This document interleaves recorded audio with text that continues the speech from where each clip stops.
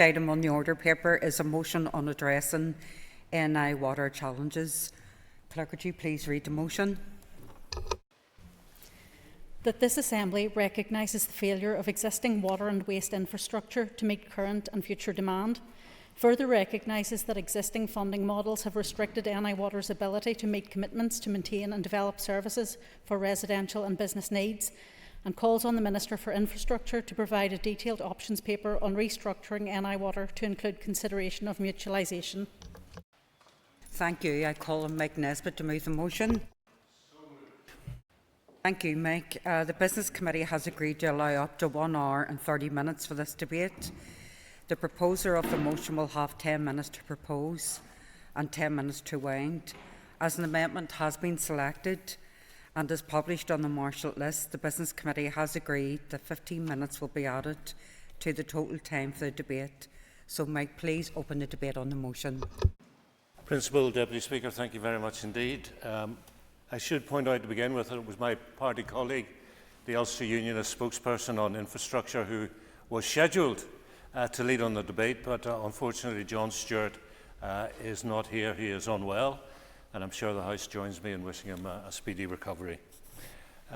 Some thanks to begin with. First of all, thanks to the Minister for coming to the Chamber to respond to the debate, but more generally for his engagement on the issue of water management.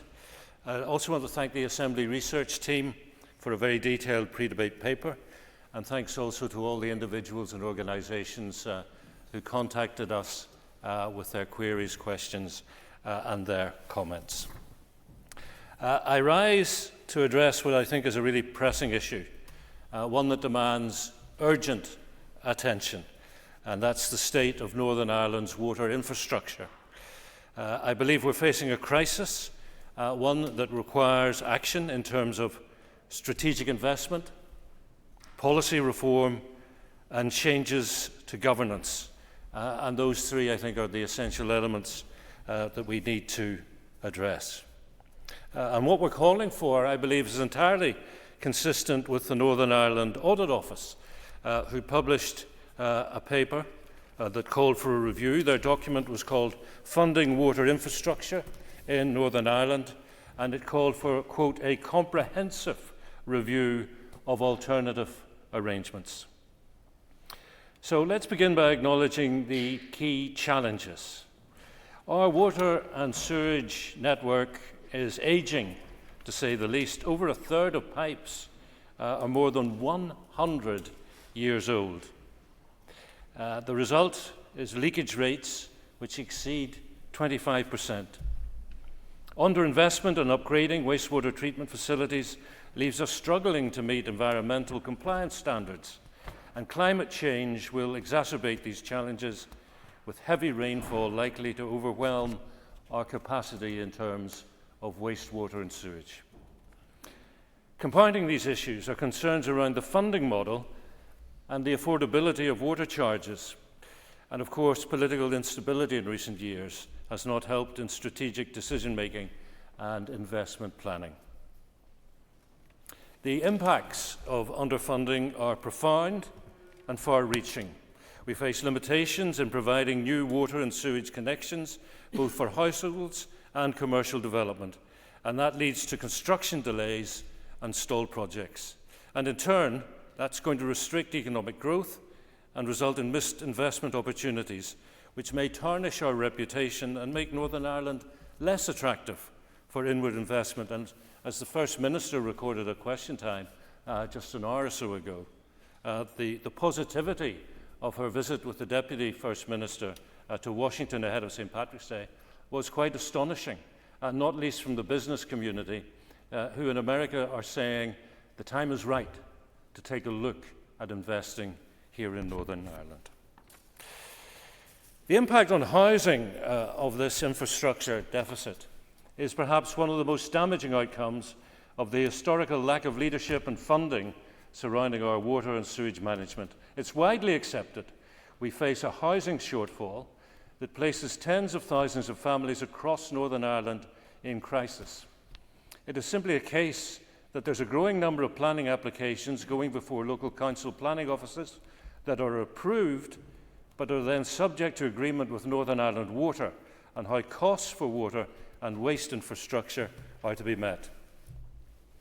Now, there may be those in this chamber who feel such costs should be passed to developers, that such a decision alleviates pressures on our existing services. But unfortunately, simply adding such charges onto developers creates serious issues, particularly in housing, both private and social.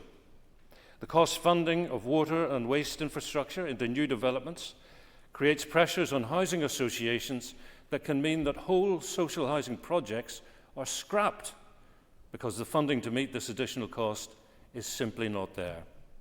And on new build private and affordable housing, the additional cost is passed directly onto the purchaser, pricing more and more people out of being able to buy a home.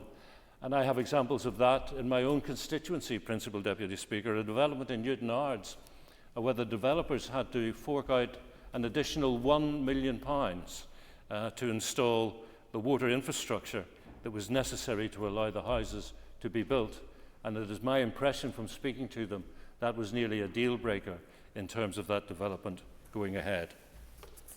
On the same theme, the Construction Employers Federation estimate that wastewater capacity constraints are holding up some 8,450 homes being built, and that equates, they believe, to around £1 billion of investment.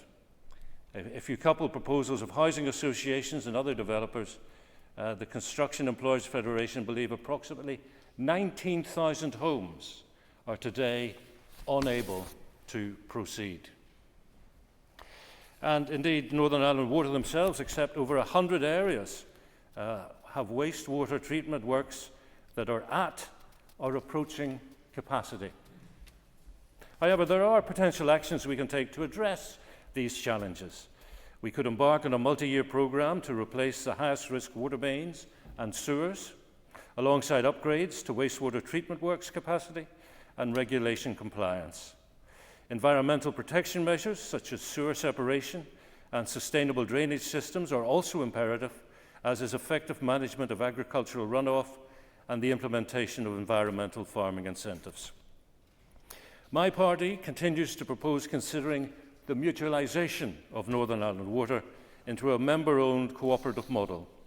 This could provide access to lower-cost financing and capital markets, remove us from public borrowing constraints, and enable more independent governments and long-term strategic planning. Reinvestment of surpluses and increased efficiencies would be key benefits of such a model. Turning to the current model, perhaps it would be worth discussing some of the issues that we believe should be addressed and overcome. In terms of Northern Ireland Water, the shareholder is the Department for Infrastructure. They have a licence to be so from the independent regulator. The utility regulator determines price. Currently, it's Price Control 21, which runs until March 2027. And that PC21 was based on social and environmental guidance issued by the department after public consultation. PC21 is accepted by the department and the Northern Ireland Executive. And the utility regulator has advised the department that its mid-term review of PC21, which is currently underway, is likely to require more rather than less in terms of investment. It is a fact, as I know it, Principal Deputy Speaker, but the Minister may correct me, that the Department lends money to Northern Ireland Water and charges interest on that loan, and no other public body in Northern Ireland pays interest for a similar arrangement.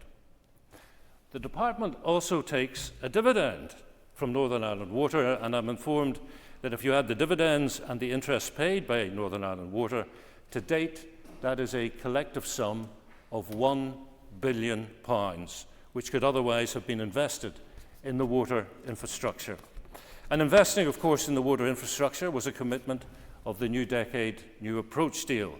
I quote, "The Executive will invest urgently in wastewater infrastructure." The question is, has that happened? So as a party, we call on the Department to follow the Audit Office recommendations, but in the meantime, stop taking the interest and dividends from Northern Ireland Water and allow them to invest to facilitate the building of more houses. In conclusion, Principal Deputy Speaker, Northern Ireland Water, I believe, costs taxpayers around £370 million per annum in subsidy and £450 million in capital every year. That, frankly, is the inescapable cost of owning a water company, and it is only bound to increase as we go on unless we find a different governance and a different financial model. And I look forward to the Minister's response. Thank you, Mike. I call on Deborah Erskine to move the amendment. Moved. Thank you, Deborah. You will have 10 minutes to propose, and there will be 5 minutes to wind on the amendment, and all other speakers will have 5 minutes if you'd like to move the debate on the amendment. Thank you, Principal Deputy Speaker. I move the amendment today on this important motion in my capacity as DUP for Manor South Tyrone MLA and not as Infrastructure Committee Chair.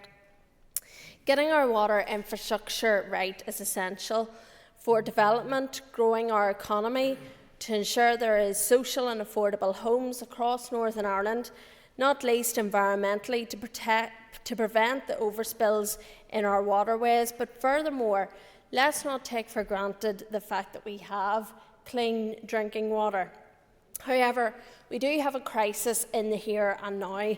Without adequate funding for Northern Ireland Water, we need serious and long-term sustainable funding.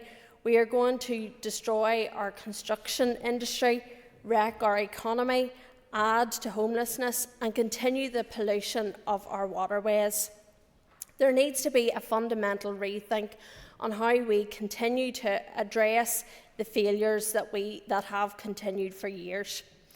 What our amendment seeks to do is strengthen the original motion by the insertion of pointing out the need and belief for that additional investment in water and sewage infrastructure, which is critical to driving the economy, economic growth, ending regional inequalities in provision and protecting the environment. And as well, we call on the Minister to provide a detailed option paper on restructuring Northern Ireland Water and to consider mutualisation. Recently, the Infrastructure Committee had briefings from Northern Ireland Water, and indeed a finance briefing from the Department, and not least the Minister was at the committee. Evidence from Northern Ireland Water was particularly damning in terms of the crisis facing our systems without investment. And my sense at the moment is that Northern Ireland Water is simply carrying out the basics. Clean drinking water is provided, but hereafter there are challenges that exist and remain. As a recent Northern Ireland Audit Office report pointed to, projects related to the safe water delivery have tended to be prioritised over investment in infrastructure. And I must be truthful, I'm not sure many have grasped fully the level of emergency we have reached when it comes to Northern Ireland Water. We aren't hearing alarm bells ringing every day on our airwaves, yet it should be. And I quote from the CEO of Northern Ireland Water to the committee on the 21st of February this year: "We have more overflows per head of population and per kilometre of pipe than is the case in the UK, because over many years not enough money has been spent on sewer network. Rather than building more infrastructure, more overflows were put in place." This is damning. We have failed in how our infrastructure meets the needs and demands in Northern Ireland. Therefore, this motion is timely. It comes in the wake of fresh Northern Ireland Audit Office reports, one of which is entitled Water Quality in Northern Ireland's Rivers and Lakes, and the other on funding water infrastructure in Northern Ireland. Firstly, I want to make this point.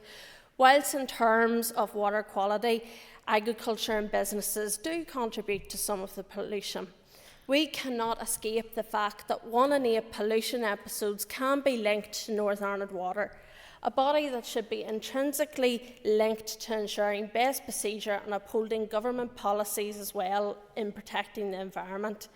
And once more, I suspect that figure could actually be higher, given that in evidence sessions within the Infrastructure Committee, it was pointed out that we really aren't fully sure where exactly all the overflows are in the system, as we fail to provide much needed investment for camera infrastructure on the system.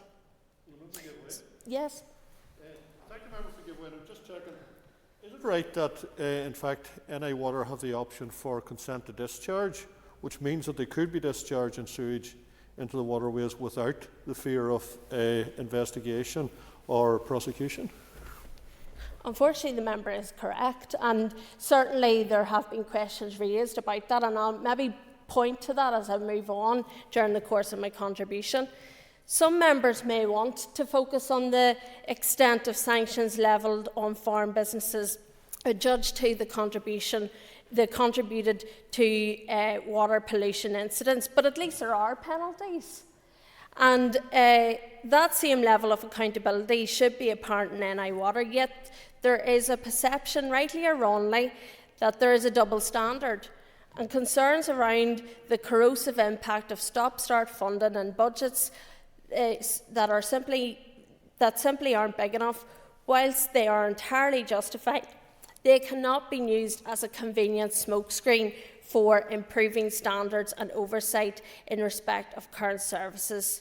It's extremely frustrating that after 8 years after the start of major reform between NIEA and NI Water, revised wastewater compliance assessment arrangements still have not been implemented. Yet, I do accept that providing clarity of funding each year would help to plan for the need and the emergency. Northern Ireland Water do not have medium or long-term clarity on funding, and the price control process places a heavy emphasis on determining the cost of delivering the various projects, but it is not linked to any long-term budgetary planning. The NI Audit Office report recommended that DFI and NI Water should complete a comprehensive review of alternative funding and governance arrangements. The DUP manifesto that I stood on in 2022 called on greater investment, but also the need to review how NI Water was funded. And my party pointed out the need to explore the merits of granting NI Water borrowing powers, as well as ensuring spending for the water network is fair to all communities and regions. The DUP brought a motion to the Assembly in the last mandate calling for a new strategy to enhance and expand Northern Ireland's water and sewage infrastructure, with a particular focus on ending regional inequalities, and we note with regret the lack of progress to date. When it comes to addressing the crisis in capacity, it is a cross-departmental need. For the Department of Communities and the economy, without drains there can be no cranes. And every month that passes without a sustainable approach to meeting current demand for connection to the network leads to further missed opportunities for business expansion, boosting employment and construction, and to provide new housing for those in need or those wanting to get onto the property ladder.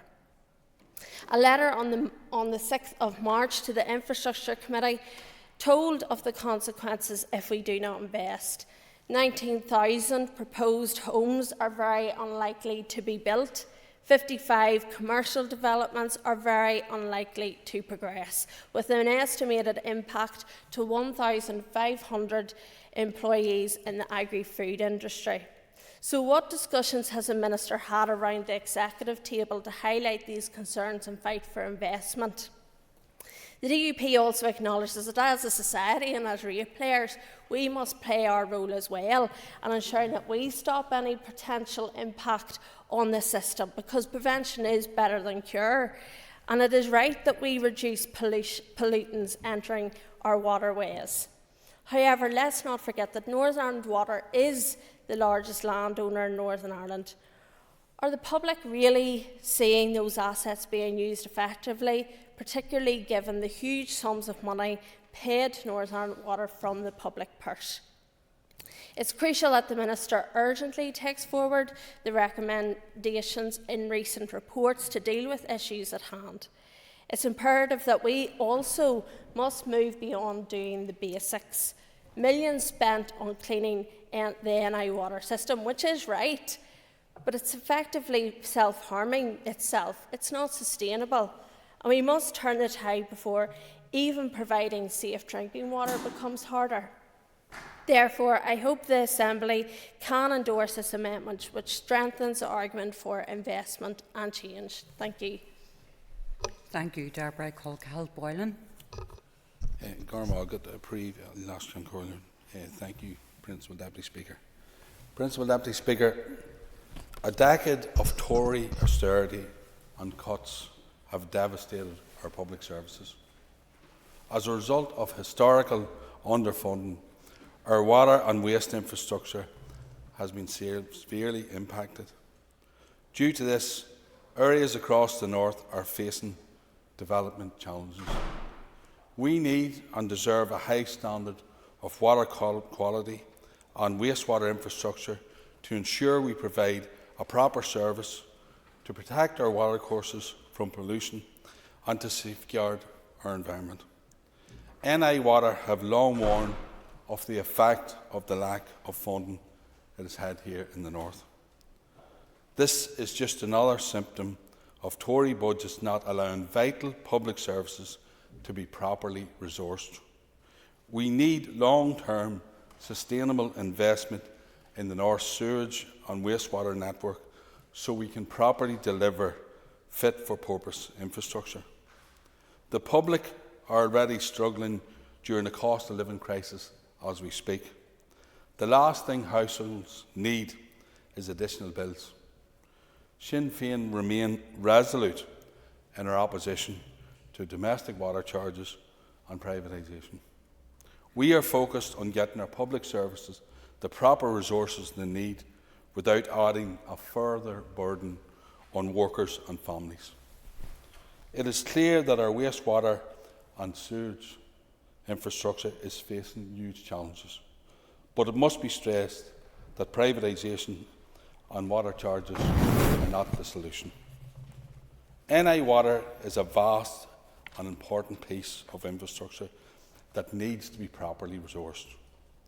For reference of scale, there are more than 1,000 wastewater treatment facilities, 24 water treatment works, 27,000 kilometres of water pipes and over 16,000 kilometres of sewer pipes. On top of this, NI Water is also the largest electricity consumer in the north. And despite the budgetary pressures, NI Water continues to provide a high-quality service, and that should be noted today. In February, NI Water attended the Infrastructure Committee, where they detailed the significant challenges they faced. They also detailed the positive work that have been carried out, such as coming in over target for water quality and also making efficiencies. They have also developed a climate change strategy, recognising the need to play their part as the North's largest electricity consumer. Also at that presentation, NIW had indicated that the present PC21 delivery programme was facing serious challenges, citing increasing energy prices and also construction costs. Our water and sewage services need sustainable investment in order to provide quality drinking water, ensure environmental protections, to help build housing and to facilitate economic development. I welcome the opportunity to speak on this debate, and I will welcome or also look forward to the other contributions. Cormail Margaret. Thank you, Cahill. I call Patrick Brown. Thank you, Principal Deputy Speaker, and thank you to the proposers of this motion for tabling it. It is a very important issue, one that deserves perhaps more attention than it often gets as a crucial aspect of our infrastructure in Northern Ireland, and one that provides a service that none of us can live without: clean, fresh water and the safe disposal of wastewater. I also welcome the amendment and can confirm our party's support for both the motion and the amendment. For too long, NI Water has been a Cinderella service that has suffered from historic underinvestment. The timely report at the end of March from the NI Audit Office was an important reminder of what we already know about Northern Ireland's water infrastructure in terms of underfunding, which has been chronically neglected as foundational economic infrastructure, which is crucial to our quality of life and the wider economy. It requires prioritisation within the forthcoming budget, with the current projected shortfall of £1 billion to PC21, meaning NI Water will no longer be able to deliver the essential works to increase the capacity of their network and meet the current demand for water infrastructure. No doubt many of us will have also read last week's press release, which I know the member from Strangford referenced, from the Construction Employers Federation, a stark reminder of the housing crisis we currently face and the fact that current wastewater constraints are holding back as many as 19,000 homes across Northern Ireland. I know firsthand this real-life impact, with every major town in my constituency featured on the Audit Office's list of wastewater treatment works which are at or near capacity. And just before Easter, I visited the treatment works in the village of Dundrum, where development associations trying to spur regeneration efforts in the area are having to find creative and expensive ways to take stormwater out of combined systems to increase capacity in the wastewater system and avoid statutory objections to their planning applications.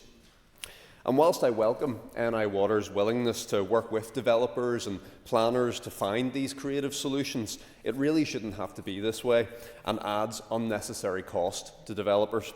Cost which ultimately will, as already has been discussed, be passed to homebuyers and reflect wasted potential in our economy.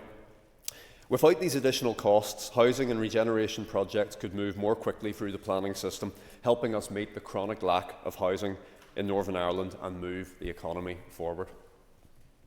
With that in mind, I welcome the Audit Office's recommendation that the Department and NI Water complete a comprehensive review of alternative funding and governance arrangements. Our party has long expressed concern that the current model is unsustainable, and we have, for example, supported the idea of mutualising NI Water with guidance from the Fiscal Council. To be clear, because it often gets lost in the commentary around this issue, mutualisation is not privatisation. And indeed, the Minister is right to rule out any privatisation, the failure of which we can clearly see in England in the case of Thames Water, which is £18.3 billion in debt and last year dumped a record 72 billion litres of untreated raw sewage into waterways. The Thames Water model, in which the company has for years borrowed against assets to fund shareholder dividends rather than investing in upgrades to its asset base, consistently hiking charges on consumers to keep itself afloat, is of course something that we must avoid. Certainly. I thank the member for raising about Thames Water, because he will remember in the committee that it was asked whether Northern Ireland Water, whether we were in a worse off position, Northern Ireland, in regards of overspills, given what was happening over in England. The answer was yes. That's particularly damning, isn't it? And the member has an extra minute. Thank you, and thank you to the member, and well aware of that, and the intervention that you took from the member from Fermanagh and South Tyrone also outlines that issue in terms of consent to discharge, and it is a very scary fact indeed. Now, mutualised Welsh Water has also faced significant issues over governance and transparency, it must be noted, but at least it is more accountable and follows a not-for-profit model, a model which we, I believe, can potentially learn lessons from. Going down the route of mutualisation will still require careful stewardship, and any mutualised body must be structured in a way that ensures households are not burdened with additional charges for water. A mutualised model for NI Water would require democratic oversight and transparent pricing, in which the company would be able to borrow against its extensive asset base, with loans secured by the public expenditure which NI Water would continue to receive for providing their vital service. This could be achieved, for example, by a separation of the charges already levied on water within the regional rate, essentially a change in how we currently account for this expenditure. This is not privatisation in sheep's clothing and should not be automatically dismissed on the basis of ideology, which should not get in the way of a sustainable funding model for NI Water. Ultimately, the current funding constraints across the Executive and the lack of a multi-year budget means NI Water will remain strategically and financially constrained. We cannot continue to tread water on this, Minister. And unfortunately, blaming Tory austerity and pointing out funding shortfalls will not cut it. And the Minister must wade through the detail and present clear and tangible solutions. Thank you. Thank you, Patrick. I call on Mark Darkin. Let's be realistic. What we do or don't do today in terms of this actual debate isn't going to have any major implications for our immediate future and for generations to come. But unless the Executive does take swift action and meaningful action and make sufficient intervention, we're in big, big trouble. Water infrastructure is a core issue, one which cuts across every facet of daily life. The budget outlook for NI Water is bleak. Infrastructure dating back to the Victorian era cannot keep step with the demands of a modern society. A legacy of chronic underfunding has resulted in failing infrastructure, as Audit Office reports tell us, is posing serious environmental and economic risks, overspill into our lakes and rivers, and at present, as we've heard, there are 19,000 proposed homes that are unlikely to be built due to insufficient capacity. People and businesses have lived the consequences of system pressures, battling the devastation wrought by increased instances of flash flooding, sadly a trend likely to continue as the climate crisis deepens.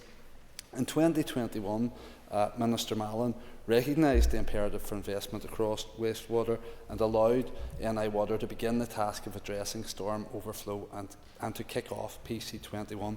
Yet since 2023, DFI have signalled a move away from that enabling plan.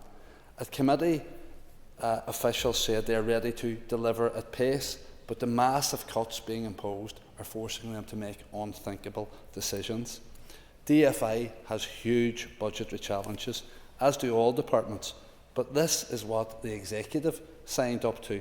Across departments and across parties, there was a recognition of NI Water's role and the need to upgrade our infrastructure and move this place forward. However, underinvestment in water long predates these institutions, and I concur entirely with Cahill's point on the impact of Tory austerity, although, like Patrick, I agree we can't lay all the blame at their door. I'm glad to see DUP recognition that investment in this area is key in driving economic growth and protecting the environment. That recognition was there in October 21 when we debated the same issue, but it's disappointing then that the same party prevented any action by collapsing the Executive just 4 months later. During the last mandate, you'll be aware of this, the housing supply strategy was published to great fanfare, a strategy which promised to remove barriers to increasing housing, including water and sewerage provision. I'd be interested to know what engagement there has been and is ongoing with DFC. Without a joint departmental and wider collaborative approach to address these issues, we risk falling even further behind. The Executive must support DFI not only to deal with the historical underinvestment in the water network, but also in their ability to plan for the short and long term. It's vital that NI Water can utilise multi-year budgets to allow for stronger future planning. In terms of options, and to come back to today's motion, at the current juncture, DFI should explore all tools in its arsenal. We can't oppose the motion just because we know or we think that we'll oppose some of the options brought forward. Let's learn more about them. I think the SDLP also would need some convincing that mutualisation won't result in further charges for households, and we will never accept that.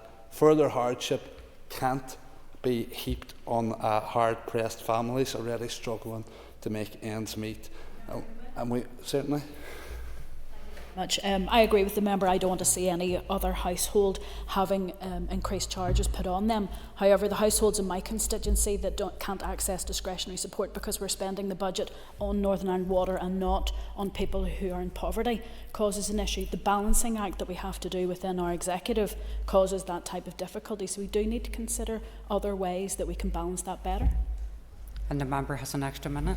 I thank the member for her intervention, and that again goes back to collaboration across departments rather than the silo approach that we've seen for so long in this place. It hasn't served anyone well. It may have served parties well at certain times. It has never served the public well. We only need to look across the water to see the cost of privatisation, not just to people but to standards.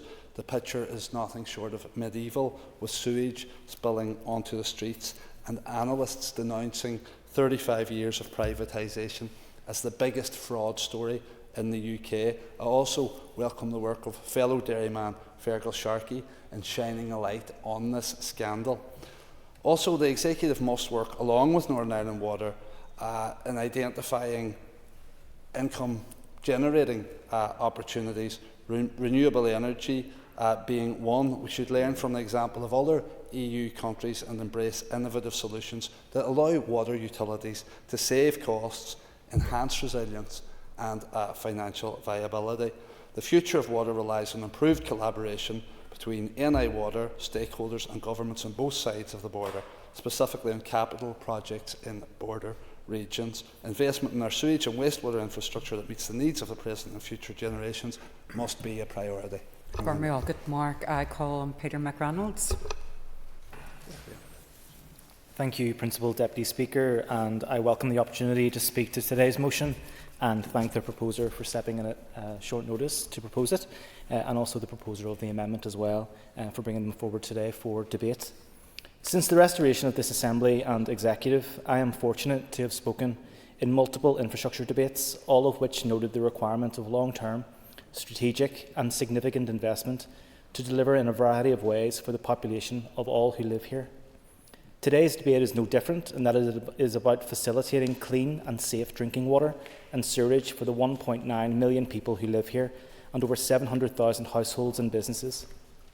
These are fundamental human rights, but also ones that require significant financial cost and political will to deliver, and it is essential we achieve this in a manner that is safe, accessible and which does not discriminate against the most vulnerable in our society. It's an area that I'm personally passionate about, having studied human rights to water during my human rights law master's degree, and it was then that I had my first visit to this place to meet multiple MLAs and to hear a wide range of views on how they wanted to finance and work with Northern Ireland Water. I was reflecting on this over the weekend, and the conversations I had then, over a decade ago now, are the same conversations we are having still today. A Victorian sewerage network in desperate need of upgrade, significant funding pressures due to an historically fragmented and underfunded approach towards water infrastructure, and inconsistent political stability of these institutions exacerbating these problems. As we've already heard, as an infrastructure committee, we were fortunate to have had the Chief Executive of Northern Ireland Water, Sarah Venning, before the committee at our first meeting, which shows how important we will take the prioritisation of Northern Ireland Water during this mandate, and she painted a bleak picture of the pressures facing the organisation. I welcome this motion in regards to the current funding and governance models needing reviewed, as my colleague Mr Brown has detailed. However, I would caution the Chamber there isn't a single swift answer for remedying the various issues facing Northern Ireland Water. Instead, like infrastructure and construction, it will require consistent, stable and functioning institutions supporting the organisation year in, year out, not a frequently collapsed executive or a department without a minister.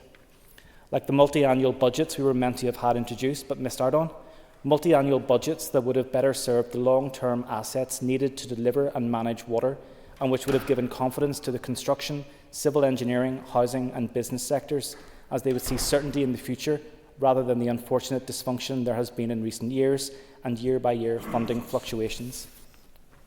I also think it's important during this debate to highlight climate change and the fundamental role our environment also plays within addressing water quality issues. In 2023, we had our warmest year on record and our wettest since 2002. Alongside this, the degradation of our water treatment system is having an impact on our environment with our combined sewer overflows directly linked to pollution incidents here. In a climate emergency, this must change as we adapt to having to manage more water. Principal Deputy Speaker, as we've heard, in England we are seeing similar and worse on a regular basis. I'm proud to be in a party that has vocally ruled out going down the privatised route for delivering and managing water, which has proven time and time again to be a disaster on a global basis. Principal Deputy Speaker, water must be recognised as a right to life rather than through a solely economic lens, and this is why it is so important we start treating our water and infrastructure sectors with the respect and attention they deserve.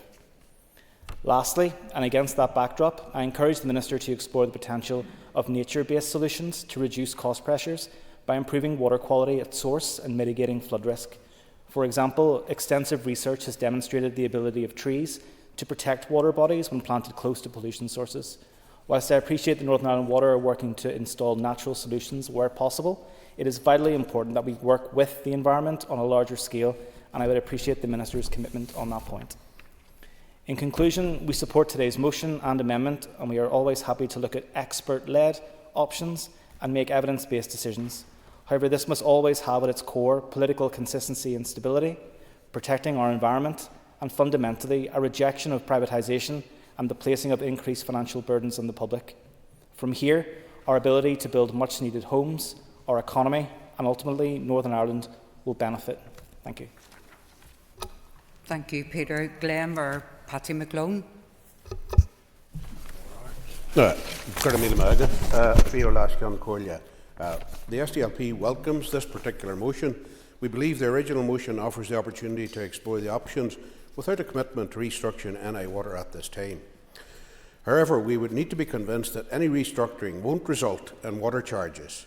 As Mr Boylan says, that's entirely unacceptable, or indeed the kind of profiteering and chaos that has been allowed to develop in England. The amendment calls on the DUP and Sinn Féin to do what they've been unable or unwilling to do up until now and agree to deliver the required investment in water and sewage capacity. The executive parties could and should increase investment in our water and sewage infrastructure. The question is, why not?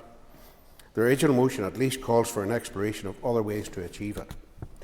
Clearly, that needs to be increased investment, as the infrastructure at the moment isn't fit for purpose. The impact on our environment from the overflow from combined wastewater and sewage systems has been highlighted many times in this chamber. The Cross-Departmental Working Group on Lough Neagh has recommended a cash injection of some 131 million to NI Water for the upgrading of 18 wastewater treatment works that have an impact on Lough Neagh alone. The recent report by the NI Auditor General on water quality in our rivers and lakes warns of the impact being felt now from a lack of investment in NI water infrastructure over a prolonged period of time.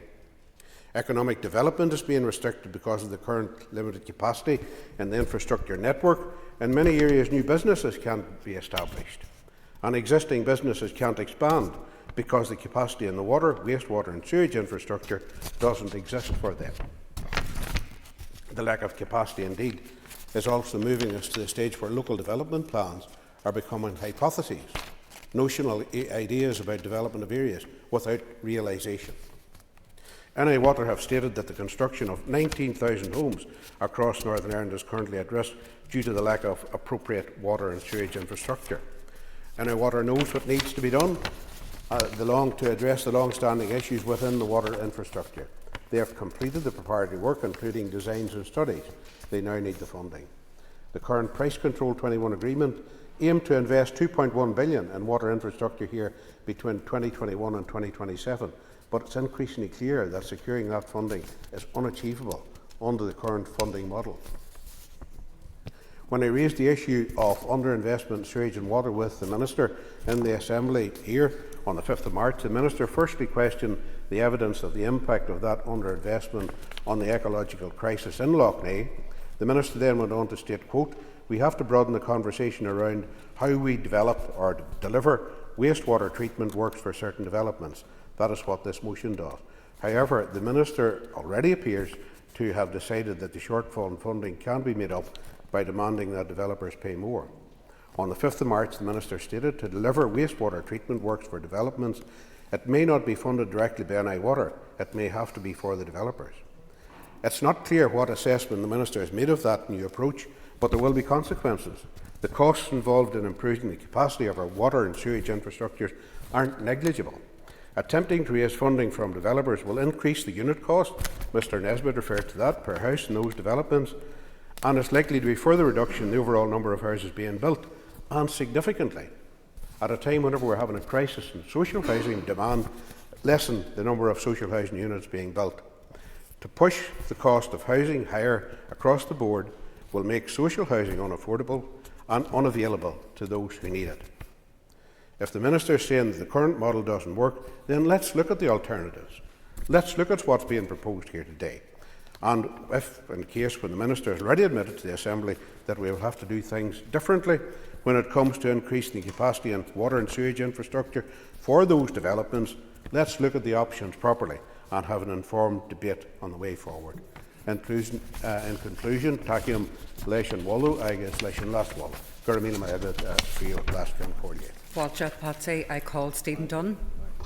Principal Deputy Speaker, as a member of the Infrastructure Committee and as a local MLA, like many others here, I am all too aware of the serious issues and challenges that are facing our water infrastructure network in every part of our country. Economic growth and prosperity does depend on us having a water and sewage network that is fit for purpose for today and for our future. And I think it is important, as already has been mentioned at the outset, to highlight that this is not a new issue, and I think most people here know that, and indeed my party colleagues towards the end of the last mandate brought a motion to the Assembly calling for a new strategy to enhance and expand our water and sewage infrastructure network. The recent report from the Audit Office at the end of last month on water infrastructure within Northern Ireland does highlight a number of key, important, stark and timely warnings for us all. And I think the comments from the Auditor General on the report, where she states that a very real consequence of this underinvestment is that there are many areas here where new development, including the construction of new homes and other buildings, is restricted due to insufficient capacity to connect to sewage and wastewater services. And I think that very accurately summarises the current situation which we find ourselves in. And there's no doubt the running failure to address this underinvestment is severely hampering our economic development and house building in every corner of Northern Ireland. And it's alarming that development in 100 areas, including within 25 cities and towns, has been restricted due to the insufficient capacity to connect sewage and wastewater, which we are all very aware of. And indeed, every month that passes without a sustainable approach to meeting current demand for connection to the network does lead to further missed opportunities for the future, including to supporting business expansion, growing our economy, boosting employment, which is so greatly needed today more than ever, including within our construction and aggregate sectors. There's also missed opportunities to provide new housing provision for those in great need of it.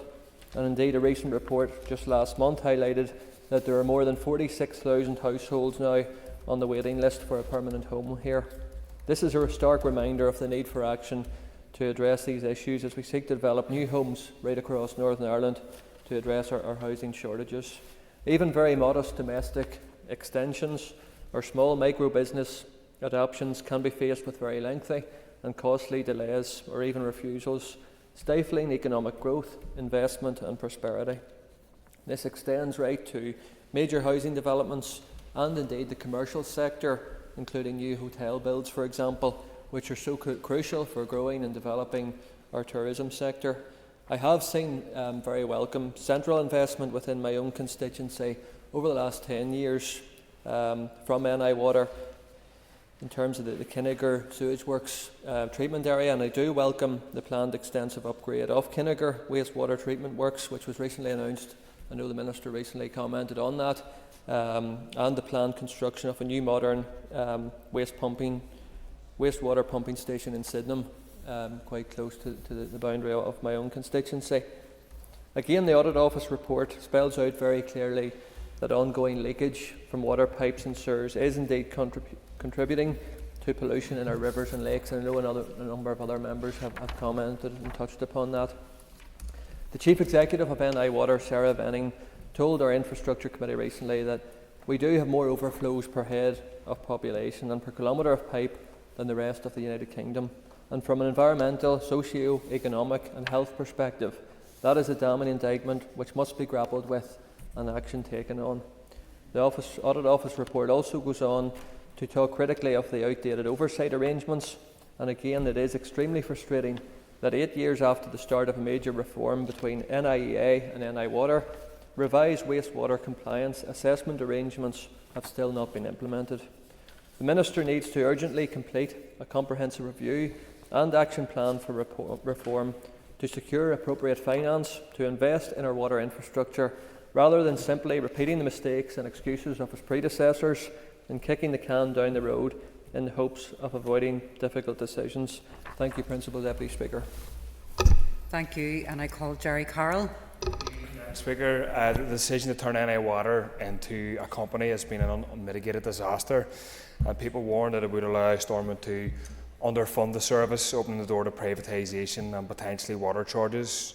Years of savage cuts to NI Water are wreaking havoc at every single turn, and yet the very parties who impose the cuts are telling us that ordinary people need to pay for their mistakes. The past decade alone, Deputy Speaker, NI Water has dumped some 70 tonnes of sewage into our waterways, an astounding figure. Poor water infrastructure is preventing homes from being built, as we've heard, impacting on our drinking water and leaking sewage into vital natural resources like Lough Neagh. And most people here agree on those points, obviously. But what we're seeing today, Deputy Speaker, is a cynical attempt to use the real crisis faced by NI Water to see it privatised and potentially water charges introduced. Let's call a spade here. That's what exactly the UUP and the motion and others who support it are asking for. Because you can call it what you want, mutualisation is exactly privatisation, wrapped up differently, repackaged, but it's privatisation. Sure, go ahead. Thank you, Member, for giving way. If he checks the wording of the motion, we're not calling for mutualisation. We're calling for a review of how the Northern Ireland Water is governed, with nothing ruled out, nothing ruled in. And the member has an extra minute. Appreciate that, but it mentions mutualisation and funding models to be looked at. Mutualisation is privatisation, and really it's about squeezing more from people who pay for their water through rates and who shouldn't have to pay twice already. It will make hard-up communities pay to attract investment from private financiers, privatisation, or some call it mutualisation, whose only interest is to turn a profit, not on our water infrastructure. And there is no denying, Deputy Speaker, the dysfunction of NI Water, but the point to mutualisation as a solution is no solution at all. In Wales, and Wales was obviously mentioned earlier, where Welsh water has been mutualised, people pay amongst the highest water bills on these islands, around £500 a year. Welsh Water continues to illegally discharge sewage in breach of dozens of permits due to the state of their water infrastructure. Not only are people paying again for their water, but they're still crying out for investment in their water infrastructure. Arguing for water charges or mutualisation or privatisation on the basis that Britain has it is to argue for a race to the bottom. And the motion and the mutualisation of water services more generally is a red herring. It's meant to distract from the fact that Stormont has failed to invest properly in NI Water. And I agree that the government needs to embark on an ambitious plan to overhaul our water infrastructure for the benefit of all, but these plans aren't very ambitious in and of itself. Instead, I would argue that we need to bring NI Water back into public ownership, bring it in-house and allow it to be properly funded and run as a public body. We've seen all the headlines that state our water infrastructure will prevent the building of 19,000 homes. And there's probably a certain kernel of truth in that, Deputy Speaker. I will give away, yeah. The member references bringing NI Water into public ownership. Could he outline who the private owners are? Well, the member supports mutualisation, and last time I checked, I think his party is for water charges too, unless they have a change in that position. And if they've changed it, I welcome that, and I'll check their most recent manifesto. I certainly will. But in terms of housing, there's probably a certain kernel of truth of the 19,000 homes being prevented from being built. But where that theory, Deputy Speaker, becomes unstuck is that the Executive has no intention or plan to build 19,000 homes in the first instance. What we really need to see here is government, state, public investment in our water infrastructure and public homes to be built. And consecutive executives have refused to do either, and we shouldn't let today's motion distract us from that. And if this government, if this executive wants to talk about revenue raising, then we're for that discussion. We should have that discussion. And we should talk about the fact that the North, Belfast, has more millionaires per capita than anywhere outside of London or oil-rich Aberdeen, but you don't hear much about that in this building. We should talk about the fact that corporations are raking in billions at our expense, but nobody wants to talk about that. And there's been renewed talk of devolving corporation tax, and I've heard no good argument against devolving corporation tax to raise it and to make the rich pay their way to fund public services, including NI Water. So we won't support, Deputy Speaker, the quiet privatisation of our water infrastructure, and we certainly won't vote to impose water charges on working class people, and won't be supporting today's motion. I call on Alex Easton. Thank you, Principal Deputy Speaker. Allow me at the outset to reiterate my opposition to water charges. Our residents already pay for their water, and I'm opposed to double taxation. Water is vital to life, and an efficient sanction system is vital to the health of everybody in our society. We saw during the pandemic how we share responsibility for public health, and access to clean water for all is a basic pillar of our public health system. For too long, there's been an extreme lack of investment in our infrastructure, which is now having a major impact on the system today. That leaves us the question, how are we going to pay for the required work to upgrade our system? We need to have a mature conversation about where public money is being spent and wasted before we decide to increase the burden on hard-working families.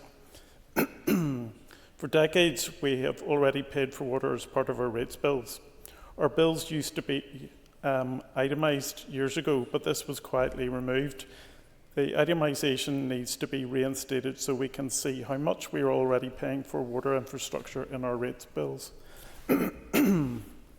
I am concerned that separate water charges could lead to a greater division between richer and poorer members of our society.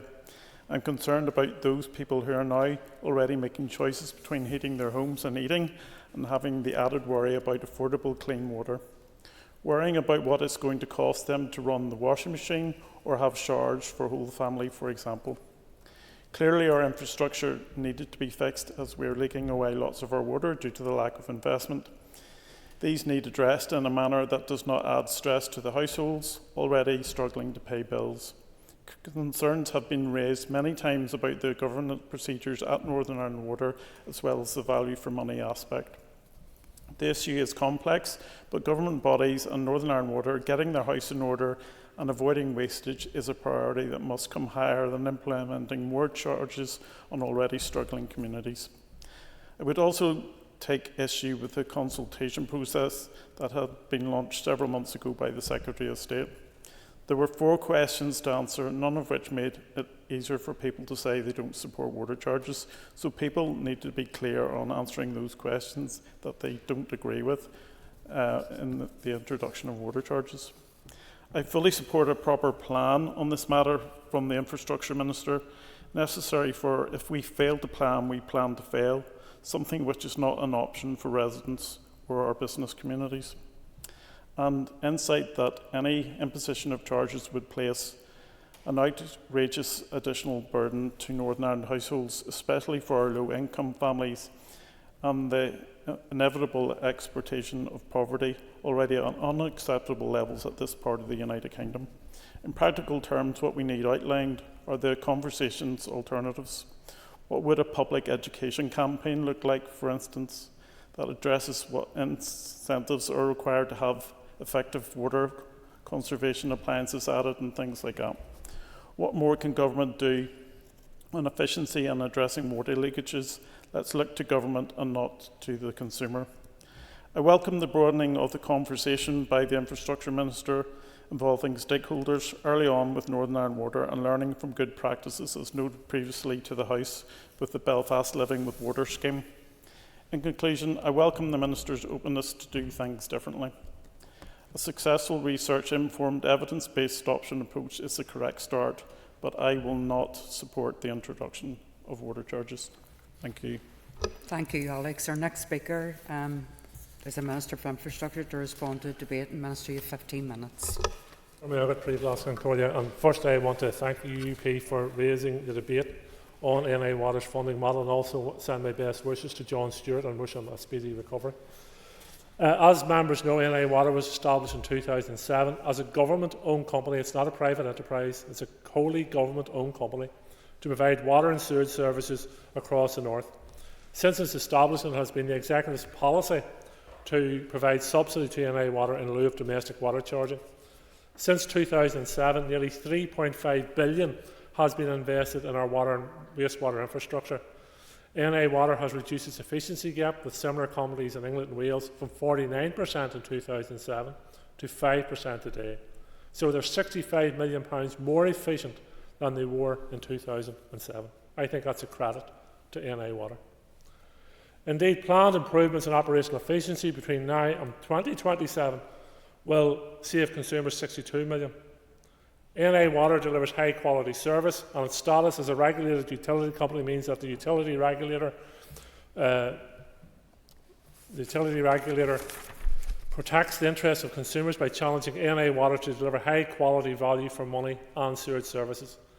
It's the utility regulator, as members know, who determines the total revenue requirement for NI Water through what is known as the price control process. For the period of 2021-2027, the utility regulator has determined that a capital investment of £2.1 billion is required to deliver the best value for customers and the much-needed services required. At present, the utility regulator is undertaking a mid-term review to determine the investment levels required for the remaining 3 years of the price control period. My department awaits the outcome of this review, as it will inform immediate 24-25 budget allocations in the first instance. Turning to the current funding position, to date, my department has fully funded NI Water for the first 3 years of the price control. Indeed, my department has provided almost £90 million of additional capital funding over and above the funding level recommended by the utility regulator during this period. While we have provided significantly more funding than was required at that time, members will also appreciate, and has been mentioned by some in Cahill and others, that the rising inflation costs, the energy costs, etc., have presented a huge challenge to NI Water providing its services. However, the problem is not how NI Water is governed. The issue is the level of public expenditure that is available to the Executive to allocate to NI Water. This is a consequence of the underfunding of public services in the North over many years. And I'm glad to say, despite some comments in the Chamber today, that all parties are united in engaging with the British Government to try and resolve these issues. All parties in this Chamber have accepted that this place is underfunded. So let's not put this down to ideology, or the Tories this or the Tories the other. All parties have accepted it, so it's a reality. And the question from today's debate is, I suppose, what happens when you underfund a public service for X amount of years? In this instance, you end up with the challenges NI Water has. The consequences of underfunding of public services in the North over many years, and I'm glad to say that all parties, as I've said, are united in engaging with the British Government to try and resolve this issue. NI Water receives 70% of its revenue from my department in the form of domestic subsidy, and it's for this reason that it has been classified as a non-departmental public body by the Office for National Statistics. As an NDPB, all of NI Water's capital and resources expenditure scores in the government budget, so this means that they cannot borrow from external sources. However, it's also vital to note that alongside this subsidy NI Water receives from my department, NI Water crucially has had access to a government borrowing facility since its establishment. My department provides NI Water with access to debt finance from a loan facility, and to date the organisation has borrowed £1.8 billion. Mr Nesbitt asked a question in relation to why is it that NI Water pays interest. The NI Water pays interest on the loan because it's established on a commercial basis. This is a government accountancy rules, on which ones I'm sure he has to appreciate we abide by. The repayments of the loans also comes back into the department, but not given our constrained financial position at the moment, it does not provide us with extra cover. This is an important point to highlight, as the levels of additional borrowing in NI Water would need to avail of in the future would need to be considered should its governance structure move away from NDPB status and the cost of delivering its capital programmes rises beyond current levels. This will also be an important consideration, as I know this Assembly broadly supports my position and the position of the current executive that domestic households will not be charged for water. NI Water assets base is valued at around $4 billion. Its ability to borrow against this will be viable if it could demonstrate that it had a defined revenue stream outside of government. Given that its own predication that it will need around $12 billion of borrowing up to 2050, it is my view that this may put the company on a potentially precarious footing were it to borrow in excess of its assets' value. This motion seeks an analysis and options for the restructuring of NI Water, including consideration of mutualisation. Before getting into this, I want to acknowledge that our water and sewage infrastructure will undoubtedly need more investment to maintain what we have and to provide new infrastructure to keep pace with our ambitious plans for more social and affordable housing, economic growth and protecting the environment. NI Water has a plan and the expertise to achieve this. The price control determination includes ambitious targets aimed at reducing risk of property flooding, enhancing the natural environment and facilitating economic growth. However, funding certainly will be required to achieve these outcomes. Nevertheless, there is progress to be achieved within the resources available, and this will require all stakeholders working constructively and responsibly to achieve the maximum benefits possible in the constrained circumstances. I have spoken previously in relation to the responsibility of developers, as Patsy McGlone has said, and Patrick Brown, and I make no apologies for saying that in some circumstances there will be the responsibility of the developers to invest in the water infrastructure at their development. The construction industry and developers play an importantly and a hugely important role in our economy. They provide important jobs, well-paid jobs in many instances, but they're also a commercial entity. And I think it's only right and proper that when we're looking at development cases, and each one will take on its own merits, that the question is asked, can the developers cover the cost of the water and wastewater infrastructure required? Now, I find it surprising that some members completely rule that out. Completely rule it out. Under no circumstances should developers be asked. I put that question back to members. Why? Why should they not be asked? Yeah. With respect to that, obviously the developer will pay the cheque, but fundamentally he or she will pass it on to the home buyer. Well, I ask the question again. Why? Why is it automatically accepted? That, at the moment, why is it automatically accepted by members of the Legislative Assembly, whose job it is to scrutinise all these matters, that the developer will pass that cost completely and wholly onto the buyer? It's the role of us as legislators and scrutiners, people involved in scrutiny, to ask the question, why should you do that? Now, I'm not saying all developers will do it, but we should not automatically just accept that it will be passed on to the home buyer. I'll give one more time and then have to move on. Much, Minister. To be honest, I'm with you on this one. I don't think that every developer should be able just to connect and that's it. However, when it comes to, as Mr Nesbitt has talked about, in the development in our constituency, the developer didn't find out until the last, at the end of it, and then the costs were being passed on to the owners. The other thing that has me concerned is, speaking to Northern Ireland Water, there was a potential that those developers who had paid a bond for a connection to wastewater treatment works, there was a consideration that Northern Ireland Water were going to have to hand back those bonds and the houses wouldn't have been built. I'm not going to make a comment on that individual case, but most developers I meet are savvy business people, so I doubt if they knew at the last minute. But that may be the case in that case, but I doubt it. Turning to governance options, as recently as 2019, my department established a working group to research and assess alternative funding models for NI Water. The scope of this work was wide, with consideration given to NI Water could avail of funding from within and outside the block grant, access to borrowing, raising revenue options, and how its classifications as NDPP could potentially be changed to give the company more financial flexibility. Alternative classifications such as mutualisation were included in this research. While the principle of a mutual company in terms of reinvesting all profits back into customers would at first appear to have merits, it was determined that it would require a change in current funding policy. Fundamentally, a mutual company requires a guaranteed and predictable funding stream which is not subject to direct political control or competing public sector priorities. Simply put, to achieve mutualisation would require charges to be paid by domestic water customers. It would also require the relinquishment of the executive control over the company. Mutualisation leads directly to domestic water charges. There's no other way around it. And it goes back to a point I made earlier on in terms of government accountancy rules and Treasury accountancy rules. This is set out within the rules. Wishful thinking, hopeful thinking, and perhaps it mightn't happen, doesn't cut it.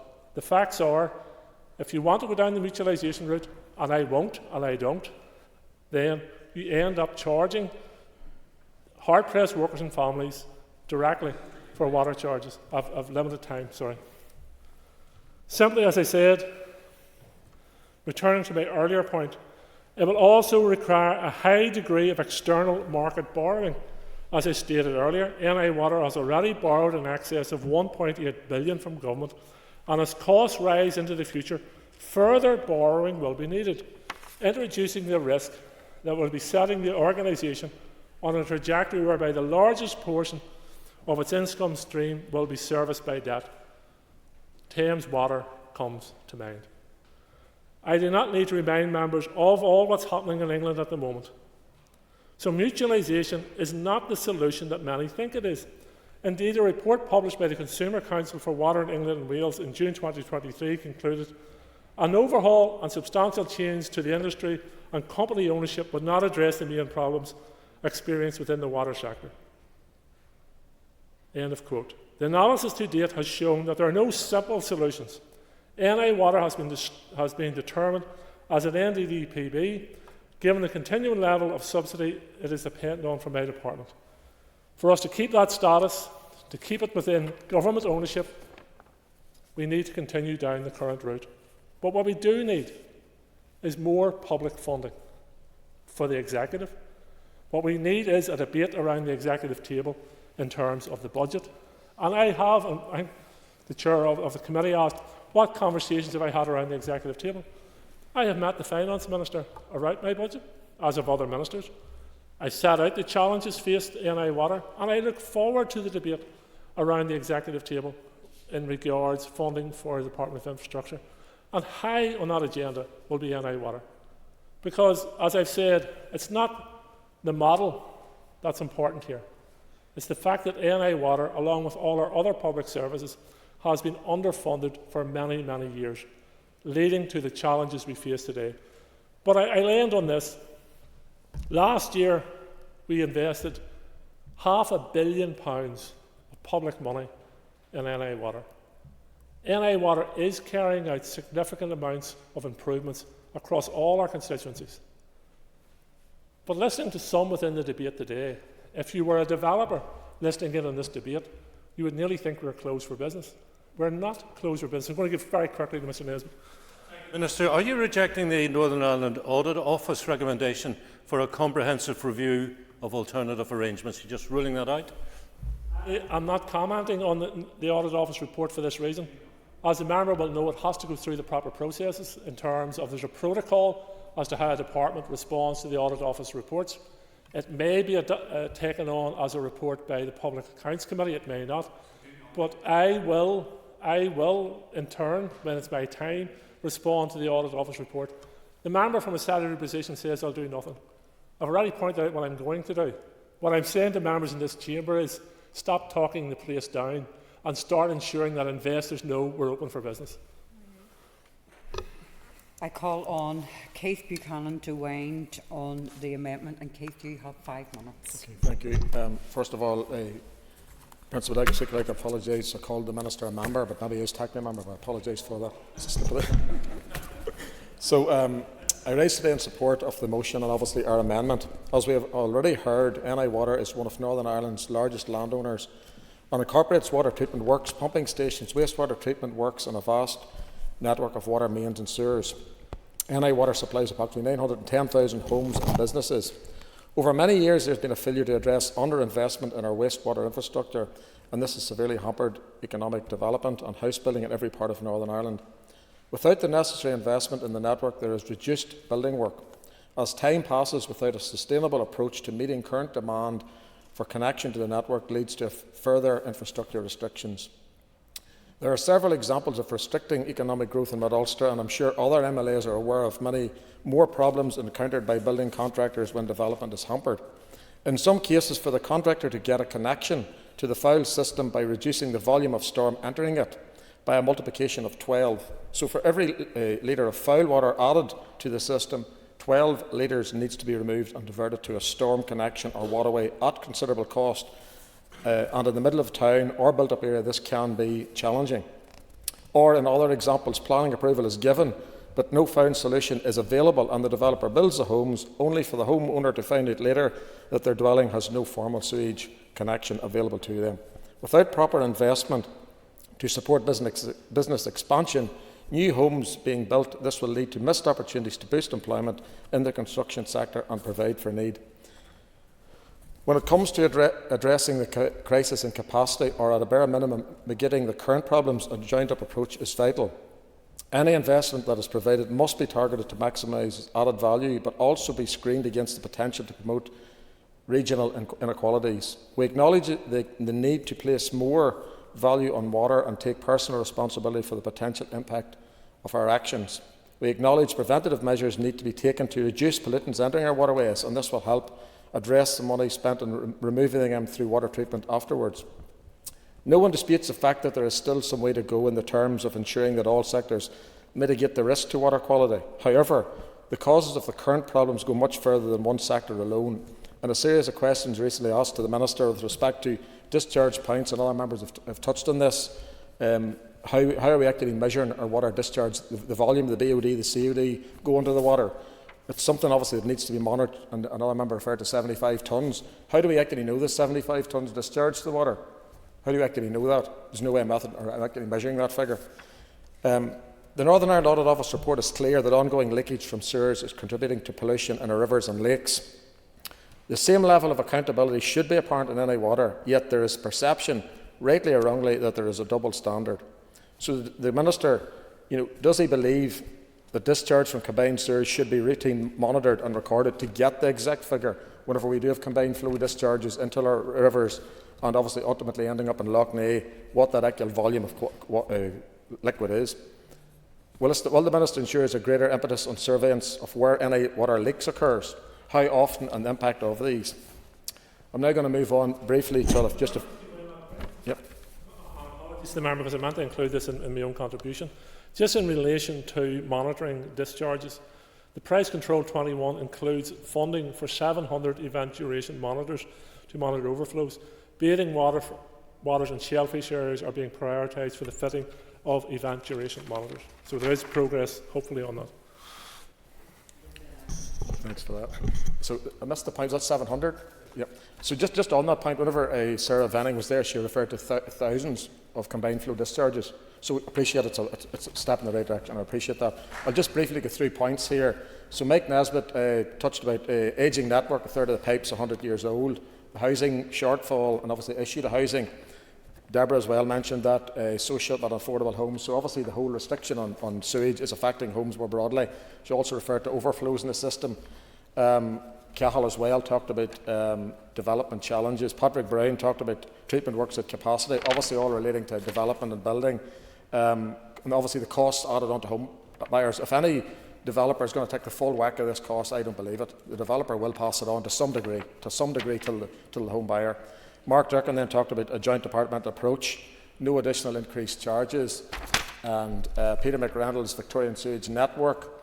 Patsy talked about obviously no water charges as well, and obviously increasing the cost for homeowners as well. Stephen talked about housing as well. So I'm going to have to bring my remarks to an end. Thank you. Appreciate that, Keith. Thank you. I call on Tom Elliott to conclude and wind up on the substantive motion. Thank you very much. Tom, we have 10 minutes. Thank you, Madam Deputy Speaker. Principal Deputy Speaker, thank you for that. And it has been an interesting debate. And I wanted, I suppose, to put some defence to NI Water initially in my contribution, because I was reading on their website some of their statistics, and the Minister can correct me if these are wrong, but it was established as a government-owned company in April 2007. They supply customers with approximately 560 million litres good quality drinking water every day. That's a huge amount of water going through the system. They collect approximately 330 million litres of wastewater per day, and around 743,000 households and organisations are connected to the sewerage system and transfer it to the works where it is treated and disposed of safely. However, 162 million litres of water was lost per day through leakages. Even the NI Water's own target is 152 million litres of leakages per day. That is a huge amount of water going to waste. That water has been treated at least 4 times through their systems, but that is going to waste. It costs around £680 million each year to deliver water services in Northern Ireland. Thousands of assets at a value of around £3 billion are operated and maintained to provide these services. This includes over 43,000 kilometres of water mains and sewers. Their day-to-day running costs total £375.6 million in 2022-23. Their operating profit was £105 million in 2022-23, and the profit after tax was £41.1 million, and a dividend of £19 million was paid to DFA in 2022-23, which in my calculation leaves a shortfall or £22 million missing there from that pre-tax or post-tax profit of £41 million. But then there was only revenue given back to Department of Infrastructure of 22 million, or of 19 million. Where did that other 22 million go? I'm just wondering. Maybe there's an explanation for it. But to me, the key to it is there are a significant amount of processes. I understand there are at least 4 processes or treatment processes in the system to get drinking water to every household and every business in Northern Ireland. And then, when the sewage comes back in, there's another 4 treatment processes to get it back out. That's not counting what Ms Erskine and others talked about, that goes back into the system that's maybe not treated. And that is of a huge concern to everyone. And I'm just wondering how we can improve on that, or is there any improvement on that system? Dealing with the contributors, Mike Nesbitt opened the debate, and he talked about the 3 elements that require addressing: strategic investment, policy reform and governance changes, and highlighted that those are all in line, as others did, with the Audit Office report. I take the Minister's point that he's not going to comment at this stage on the Audit Officer's report, but there has to be at some stage a response to that to establish if we can have a review, because Mike Nesbitt highlighted significantly that there is a need for a review of the system. Deborah Erskine, with her amendment, said there are more overflows from the system than in other parts of the UK. I think that's per capita maybe, or per length or mileage. So that is a worrying development. I listened to Cathal Boylan, and right on form, he blamed the Tories. So I'll accept his analogy of that, but there are, I think Mark Durkin made a similar point, but at least Mr Durkin said there are other issues as well, not just the Tory austerity cuts. There are other issues. Patrick Brown reiterated the problems being created for new housing developments, and he also supported mutualisation as well. So quite clearly there are at least some parties in this chamber that are on the same hymn sheet or on the same line, but not all of them. Peter McReynolds was rightly said there is no single resolution to this problem, and that's actually very true. There isn't. There's a combination, and that's why our motion recommended that there is an overall review of the plans. Patsy McLone highlighted the problems with businesses and that they can't expand and that there is a severe lack of investment in Northern Ireland due to that. Stephen Dunn talked about the outdated oversight arrangements within the process. Jerry Carroll was quite clear in his thoughts that the establishment of Northern Ireland Water was a disaster, and the basis of the motion was to privatise water services, and his recommendation was clearly to bring Northern Ireland Water back into public ownership. I note the Minister maybe just didn't go that far, but we'll hear at a later stage maybe about his thoughts on the Audit Office report. Sorry? Yeah, happy to give way. His colleague said that the motion didn't mention mutualisation, which it did. I would ask the member how would his party square the Minister's point. He says mutualisation would directly lead to water charges. How would his party square that given the motion? And also Alliance Party's manifesto in 2022, page 80, said they were for mutualisation, aka water charges. Principal Deputy Speaker, I thank the member for his intervention. I'll not comment on the Alliance Party manifesto or their policies. They can do that for themselves. But I'm coming to the point actually around mutualisation and how that would be managed. But because Minister O'Dowd did say that, I think, if I'm quite correct, saying 2.1 billion is required to bring up to standard. But he explained the remit of Northern Ireland Water and the utility regulator. He did ask the very significant question of why developers shouldn't be asked to pay. And I have to say, I can see that point and maybe accept part of that point. However, he did say some of them may pay and some of them may not. How do you make the difference? Because if they're going to pay, it has to be across the board, same for them all. But if he wants to, I'm happy to. This is where the early engagement with NI Water comes in. And it'll be a decision the developer at the end of the day has to make. If they believe the project remains profitable, if they have to invest in it, then the project would go ahead. If it doesn't, it doesn't. But it just simply can't be ruled blanked out. Developers won't contribute. As the member said, let's be open to the question. Thank you, Minister, for that, Principal Deputy Speaker. It's a good point. So what I'm taking from him is that if they want to pay and go ahead with their project, they can. But if they don't want to pay, then they'll not go ahead with their project. So I think if that is a plan and a proposal, that needs to be brought forward quite clearly so that developers know where they stand at a very early stage, so that they're not put into huge expense around application fees and other aspects before they know exactly what they might be required to pay. I'll give way to Mr Mudlow. Thanks very much. On a very brief point, and that is in terms of the resources which NI Water have and the capacity they have to actually engage with developers. Many of the ones who are with me, and currently, by the way, I have about 400 houses which could be built, which can't be built because of delays with NI Water and the resources and stuff that they have. But they're under capacity themselves at the moment. That engagement with developers could take many, many months before you even get a conclusion. I take the member's point, Principal Deputy Speaker, but that's one of the reasons why it needs to be let out at a very early stage for the developers, because they can't be going to all that expense and then being required or hit with a significant bill that they're not expecting from NI Water. So there is merit, but that's all part of a review, Principal Deputy Speaker, and I hope that would all be part of the review that we have put forward in this proposal. Finally, I wanted to deal with the Minister's point on mutualisation, that he said will lead directly to water charges. It doesn't have to.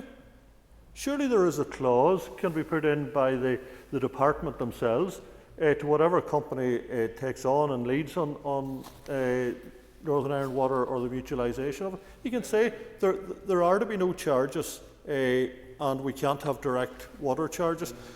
I'm out of time, I'm sorry, Mr Brown. But just to finally say, I should have declared an interest because I pay for my water twice. I pay for it through my rates, and as a farmer, I also pay direct water charges as well.